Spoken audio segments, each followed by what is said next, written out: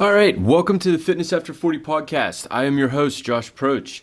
And today I'm going to talk to you guys about something that it's been kind of popular in a lot of the media marketing, especially a few years ago, but it's still kind of hung around the fitness industry as a thing that people think is the way to go. And what that is muscle confusion. And really all that is it's good marketing, basically. This muscle confusion has become a buzzword really the past decade, basically. But it's really only half of the equation. And you also need to be focusing on muscle adaptation too. And what I'm seeing is people like things changing too often, and that creates a lot of confusion on the muscles, but it doesn't allow the body to create an adaptation to the training and things like that. And we need that adaptation to create better results, get better changes in the body and stuff long term. And it also keeps the body healthy, but it's a balance of both of these. So we do need them both to get changes in the body. But when we have too much confusion, the body just never gets a chance to adapt and really get stronger because things are changing up all the time. Instead, the body will get overloaded all the time, which tends to lead to it being overstimulated, and then it can't recover properly to really ever get stronger. We're just kind of always sore. You're always breaking things down. Because you're not coming back to that same exercise or that same workout because we're always changing it up. So we can't have that period where we're learning the new move, getting used to that new workout, coming back to it next week, adding a little bit more, pushing a little bit harder, doing the same the following and the following. That's why we like to use that 4-week block there. And when we just have it constantly changing up, this eventually leads to the body breaking down. And that could be a breakdown in muscle tissue, that could be a breakdown in joint tendons, ligaments, things like that, and that can lead to injuries.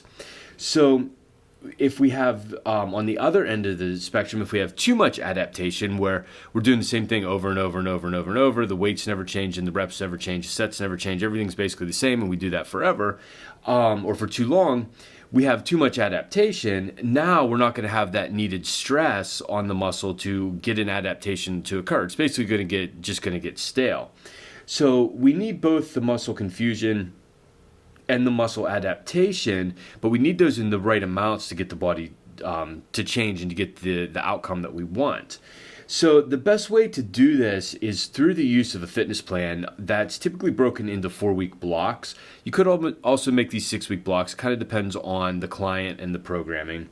But basically, each week within the 4-week blocks is the same. So if we have, 3 workouts, Monday, Wednesday, Friday, every Monday you're going to do the same thing, every Wednesday you're going to do the same thing, and then every Friday you're going to do the same thing. So what ends up happening is those workouts are getting repeated 4 times over those 4 weeks. And then each week we're adding maybe a little bit more weight. Maybe we're slowing a set down or the tempo down. Maybe we're adding a few more reps, adding a few more sets, but we're adding just a little piece to that program, versus changing the whole thing up.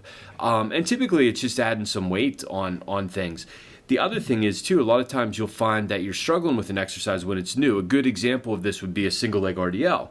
A lot of people, they'll complain like, these are hard, I never get better at them. Well, one of the reasons they never get better at them is because they don't do them frequently enough.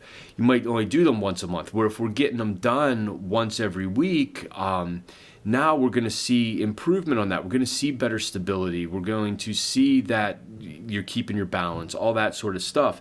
And that's the benefit of having some repetition there. And again, the goal in that 4-week block is just to slightly increase 1 or 2 components. And like I said, it could be more weight, it could be more reps, sets, longer set duration. That's going to create, time under tension. And really, the muscles don't know if we added weight to it. They don't know that 5 pounds is more than 10 pounds or anything like that. All they understand is that is more tension's being placed on the muscle. So when we go slower, it's just like, hey, I've got more tension on here. I need to get stronger to hold this.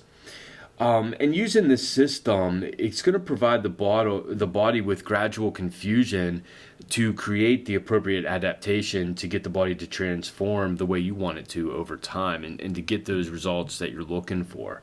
So again, muscle confusion by itself is not the answer, but when we add the confusion with time for an adaptation, that's where the magic happens there. So again, if you've been changing your workouts up all the time, always doing something different, that's not necessarily like wrong. It's just not the most effective way to get changes and get adaptations. And that's why we like the 4-week blocks here at Pittsburgh North Fitness.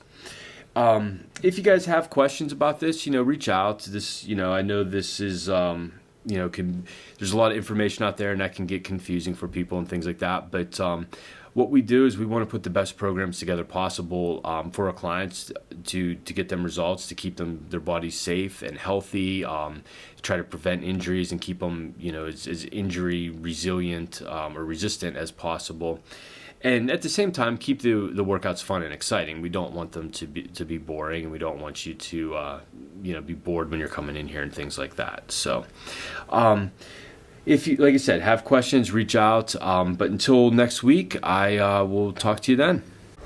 Thank you for listening to this episode. If you enjoyed it, be sure to subscribe to our podcast on Apple Podcasts and rate and review us.